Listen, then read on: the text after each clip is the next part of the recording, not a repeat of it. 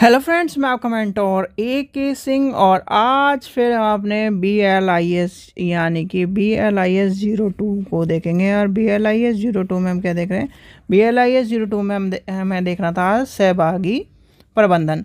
सहभागी प्रबंधन आपका ये मान के चलिए कि आप जहाँ पर काम कर रहे हैं उसी से रिलेटेड है टॉपिक, और आपको कर्मचारी या नौकर की जगह सहभागी प्रबंधन के रूप में आपको जाना जाता है।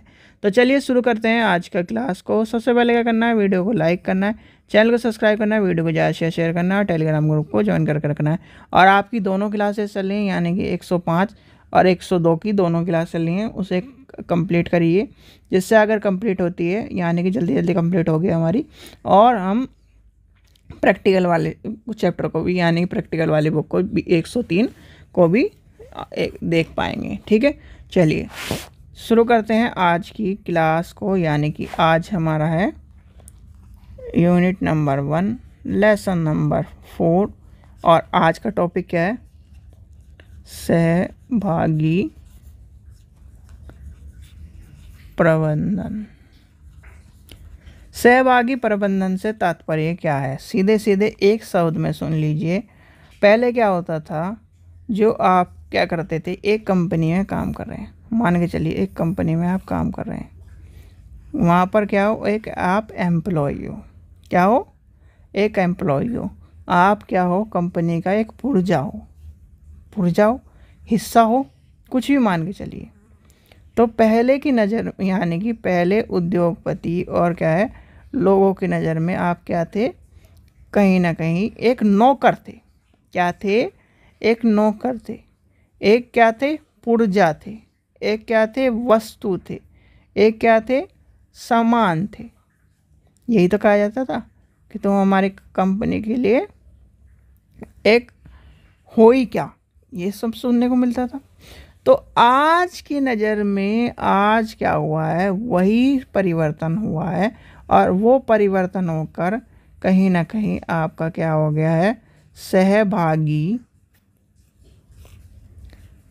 प्रबंधन के रूप में आ गया है। यानी कि जो एम्प्लॉय, जो नौकर, जो आपका पुर्जा आपकी कंपनी के संगठन में अपना योगदान दे रहा है, अपना खून पसीना बहा रहा है, अपने क्या है स्किल्स के बदौलत आपको विकसित कर रहा है, यानी कि वो आपका सहभागी बन गया है। यानी कि आज के टाइम में वो क्या बन गया है? सहभागी बन गया है। जो कर्मचारी अपने स्किल्स से, अपने क्या है एक तरह से एलिजिबिलिटी से, अपनी नॉलेज से संगठन को विकसित करने में, अपने विचारों से संगठन को विकसित करने में, अपने सुझाव से संगठन को विकसित करने में क्या कर रहा है? उसका योगदान कर रहा है, उसके साथ एक तरह से मैनेज करने का काम कर रहा है, उसके सहभागी के रूप में काम कर रहा है। तो वो क्या बन गया? सहभागी प्रबंधन। यानी कि कर्मचारी जो हो गया तकनीकों के माध्यम से हो, चाहे वह अपनी स्किल्स के माध्यम से हो, वो क्या कर रहा है? कर्मचारी जो हो गया सहभागी प्रबंधन, यानी कि सहभागी के रूप में काम कर रहा है। ठीक है, ये आपको समझ में आ गया। यानी कि जो नौकर वाली श्रेणी थी वो खत्म होकर सहभागी प्रबंधन में आ गई। अब प्रबंधन में कहीं ना कहीं जो तकनीक आई है, उससे कर्मचारी जो व्यक्ति हैं, समूह है, उनका निर्माण का और उनकी जो प्रक्रिया में और सुधार हुआ है, स्किल्स बढ़ी हैं। तो ये कहीं ना कहीं सीधे सीधे समझ लो, सहभागी प्रबंधन क्या है भाई? आप क्या करके स्कूल में लाइब्रेरी में गए, तो आप क्या कर रहे हो? उस मैनेजमेंट को सहभागी प्रदान कर, यानी कि आप उसके लिए क्या कर रहे हो? सहभागी हो। कहीं ना कहीं आप उसके नौकर नहीं हो, आप उसके सहभागी प्रबंधन के रूप में काम कर रहे हो। आप उसके यानी कि इंस्टीट्यूट को बढ़ाने का काम कर रहे हो, आप उसके सहभागी हो। ठीक है, तो ये सब चीज़ें आपको पता होनी चाहिए। ठीक है, एक छोटी सी डेफिनेशन समझ लीजिए। ये मान के चलिए, जो प्रबंधन होता है यानी कि सहभागी क्या आशय क्या है? किसी भी समूह स्थिति में श्रमिक का मानसिक और भावनात्मक रूप में कार्य में योगदान देना। क्या करना? भावनात्मक और कहीं ना कहीं मानसिक। भाई मानसिक दिमाग से आप क्या कर रहे हो? आप क्या हो? लाइब्रेरियन हो। आप अपने मानसिक रूप से काम कर रहे हो, और भावनाओं से उसे कहीं ना कहीं लाइब्रेरी को सजो रहे हो। तो कहीं ना कहीं जो योगदान दे रहे हो, जो समूह के उद्देश्य को पूरा कर रहे हैं, यानी कि एक तरह से जो समूह है या संगठन के उद्देश्य को जो पूरा कर रहे हो, भाई संगठन का उद्देश्य क्या है, इस लाइब्रेरी को विकसित करना है, तो क्या करना है, उसको विकसित करने के लिए सहयोग देना अपना तथा उत्तरदायित्व को समझने के लिए प्रेरित करना क्या कहलाता है, आपका सहभागी प्रबंधन कहलाता है। सीधे सीधे एक शब्द में सुन लीजिए,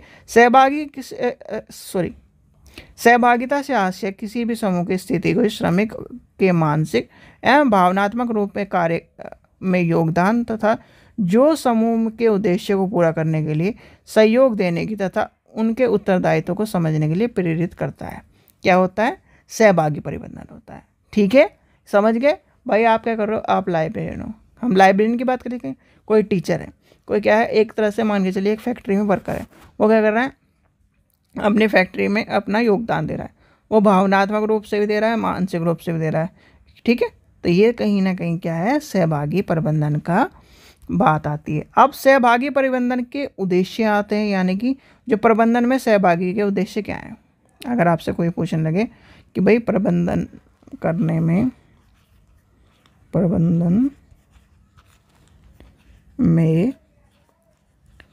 सहभागिता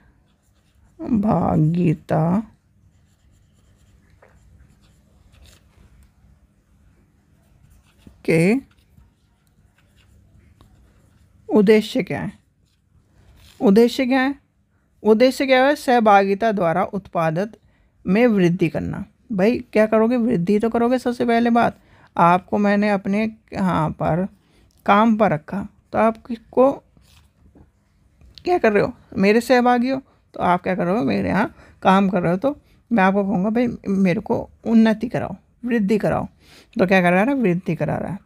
फिर क्या कर रहा है, वो आपके संगठनों को विकास कर रहा है, यानी कि एक तरह से विकसित करने का काम कर रहा है, भावनात्मक और दोनों तरह से, यानी कि भावनात्मक भी और नॉर्मल तरीके से भी विकास करना।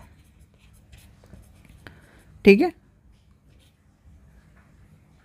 करना। फिर आता है कर्मचारी तथा प्रबंधन के हितों की एकीकृत करना। फिर आता है उसके बाद आपका मनोबल को बढ़ाना, यानी कि किसके मनोबल को बढ़ाना है, कर्मचारी के। सहभागी की उद्देश्य में आपको ये भी चीज़ ध्यान रखनी चाहिए। फिर आता है कर्मचारियों के कार्य दिशा में सुधार लाना, आपके जो आपसी संबंध है उसको भी सुधार में लाना, आत्मसम्मान, सामाजिक चेतना, आत्मविश्वास करना कर्मचारियों में। तो क्या होगा, सहभागी में कहीं ना कहीं जो सहभागी के उद्देश्य हैं और सहभागी के कार्य में हमें ये चीज़ भी ध्यान रखनी है। सहभागी के उद्देश्य जो होते हैं, सहभागी क्या करता है, एक तरह से संगठन को विकास करने के उद्देश्य है उसके, संगठनों को कहीं ना कहीं चीज़ों को लेके चलना है। अपने जो जहाँ पर काम कर रहे हैं, जैसे कि आप लाइब्रेरी में काम कर रहे हो, तो आप लाइब्रेरी को अपना समझ के काम करिए कि हाँ मेरी लाइब्रेरी है, तब कहीं ना कहीं आप उसमें ज़्यादा एक तरह से उन्नत रूप से कार्य कर पाओगे। चलिए आगे चलते हैं। फिर आते हैं स्वरूप के ऊपर पढ़ते हैं। अब इसे हम क्या करते हैं, सहभागी के स्वरूप पढ़ते हैं। सहभागिता के स्वरूप, सहभागिता के स्वरूप क्या है, सबसे पहला आपका आ जाता है सुझाव योजना। ठीक है, सुझाव योजना। सुझाव योजना क्या होती है, देखिए अब सहभागी है, उसके सरलता स्वरूप को, उसके अंतर्गत प्रबंधन को, उसके कहीं ना कहीं कर्मचारियों के सुझाव के आमंत्रण किया जाता है कि भाई सुझाव लागत में, उत्पादन प्रणाली में, कार्य की दिशा में, उसके सुरक्षा में, कर्मचारियों के कल्याण में कहीं ना कहीं सुझाव। भाई आपसे मैं पूछने लगा, भाई सोहन यार काम नहीं चल रहा, थोड़ा सा काम और बढ़ाना है, तो क्या करना चाहिए, आप मेरे यहाँ क्या कर रहे हो, एज ए सहभागी हो, प्रबंधन हो, यानी कि एक तरह से आप मेरे यहाँ काम करते हो। तो मैंने कहा यार थोड़ा सा और काम बढ़ाना है, क्या करा जाए, तो आपने कहा कि हमारे एक स्टोर और खोल दो, या फिर आपके पास वो खाली जगह पड़ी है वहाँ पर क्या है एक वेंडिंग मशीन लगा दो, या फिर आप कुछ और ऐड कर दो। फिर आपने क्या दिया, ये सुझाव दिया, यानी सुझाव की योजना के तहत आपने काम करा। दूसरा नंबर पे आपको आ जाती है बात शिकायत निवारण की व्यवस्था। अब इसमें जो शिकायत निवारण की व्यवस्था होती है, जो कर्मचारियों की शिकायत आती है, वो जैसे मान के चलिए आप एक मेरे यहाँ काम कर रहे हो, ठीक है, काम कर रहे हो, आपको कुछ शिकायत है कि भाई आप टाइम से सैलरी नहीं देते, आप काम कराते हो ज़्यादा कराते हो, सैलरी उसके हिसाब से नहीं देते, या सब कुछ सही है आपका, आप थोड़ा हमसे रूडली बात करते, कुछ भी आपकी शिकायत है, तो भाई शिकायत को या फिर आप क्या, यानी कि हम जो वर्कर हैं, जो नए वर्कर आ रहे हैं, वो हमसे क्या है तालमेल नहीं बैठ पा रहा, तो जो भी शिकायत है आप क्या करोगे, शिकायत को निवारण होगा, तभी कहीं ना कहीं सब चीज़ें क्या होंगी, बेटर चल पाएंगी। तो कहीं ना कहीं सहभागी के स्वरूप में सबसे बड़ी बात आती है शिकायत को निवारण करने की। सुझाव हो गया, शिकायत को निवारण हो गया। अब आता है संयुक्त परामर्श।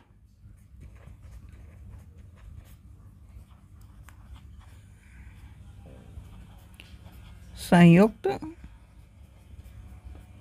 परामर्श, इसमें क्या आ जाएगा, संयुक्त परामर्श में सहभागी समिति और स्वयं सहभागी दोनों का ध्यान रखा जाता है, जिसके अंतर्गत अच्छा वो इसके अंदर नहीं, तो ये सहभागी समिति यानी कि संयुक्त परामर्श में कहीं ना कहीं जो आपके कर्मचारियों द्वारा आपस में विचार परामर्श का जो चीज़ें हैं उसको विचार परामर्श कर हल निकाला जाता है। और कहीं ना कहीं जैसे आप क्या हो गए, सहभागी हो गए, यानी कि यहाँ पर 10 सहभागी हैं मेरे पास, आप संयुक्त रूप से क्या कर रहे हैं, एक परामर्श निकाल रहे हैं, यानी कि इस प्रणाली के अंतर्गत प्रणाली में प्रबंधन में विभिन्न समस्याओं की संस्थान में जो चल रही हैं उसके क्या कर रहे हैं, एक साथ मिलकर भाई ये जो जगह है यह हमारी क्या है भरी भरी सी रहती है, हम इसको क्या करेंगे, मैनेज करेंगे और कहीं ना कहीं जो समस्या को है उसे निपटा देंगे और एक कॉलम और खोल देंगे, या और जो समस्या हो रही है उसे ख़त्म कर देंगे। ठीक है, हमारा जो क्या है कार्य लेट चल रहा है उससे समस्या को ख़त्म कर देंगे। तो क्या कर रहे हैं, हम सब मिलकर एक क्या कर रहे हैं, समस्या को हल कर रहे हैं, परामर्श कर रहे हैं, तो वो आ जाएगा संयुक्त परामर्श में।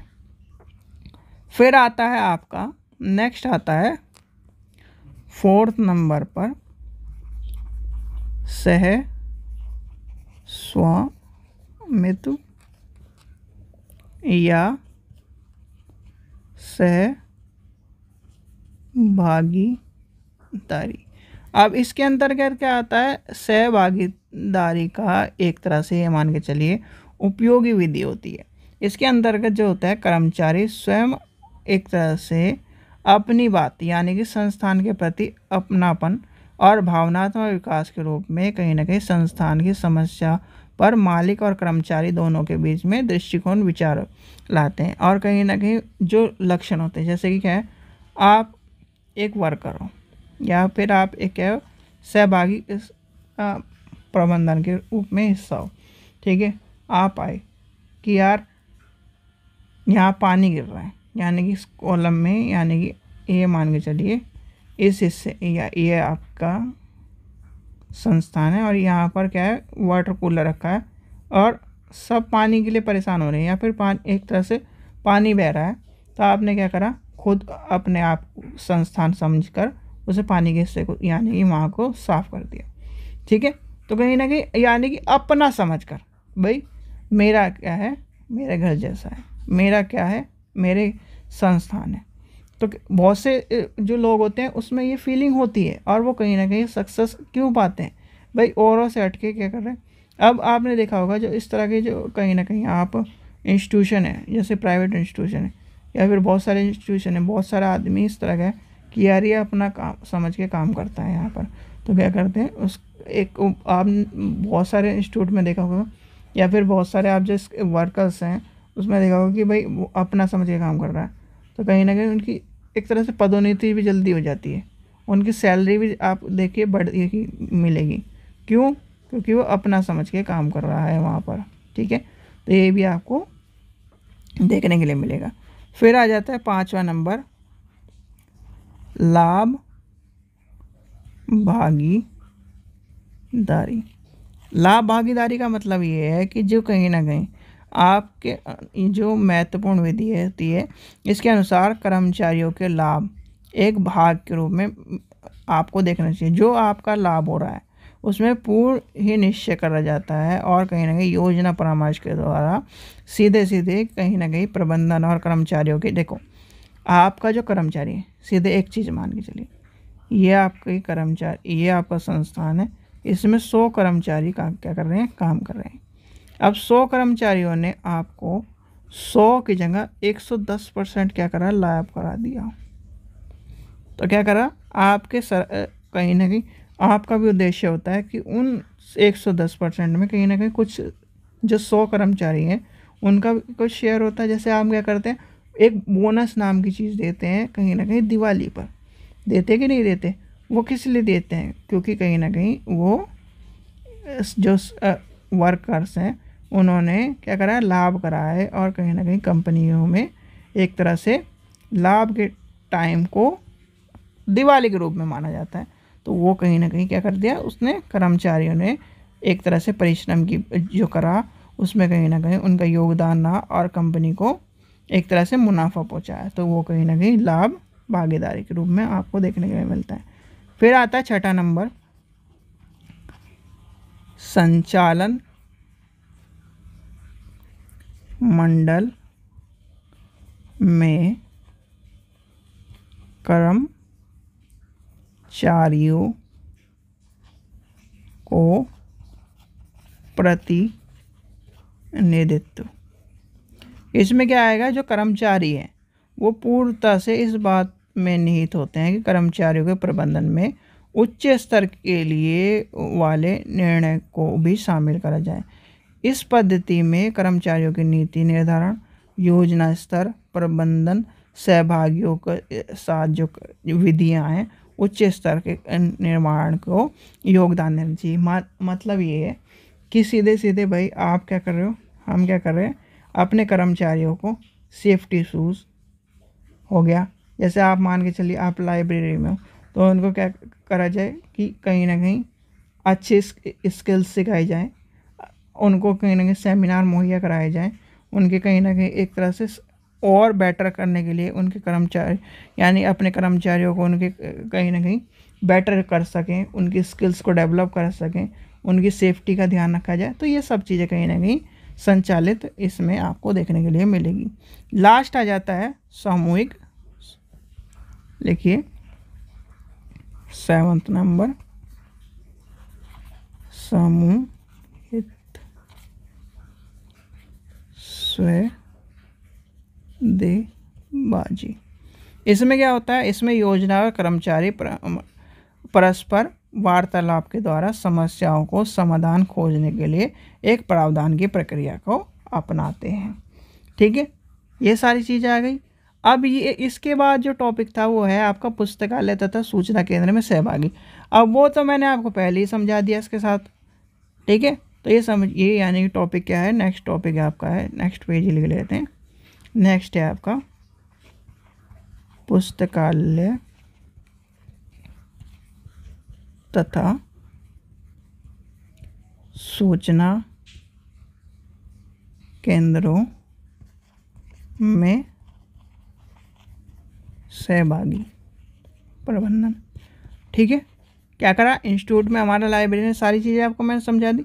अब सहभागी प्रबंधन की लाभ और हानि समझ लीजिए, हम उसको समझ लेते हैं और ये चैप्टर आपका ख़त्म हो जाएगा।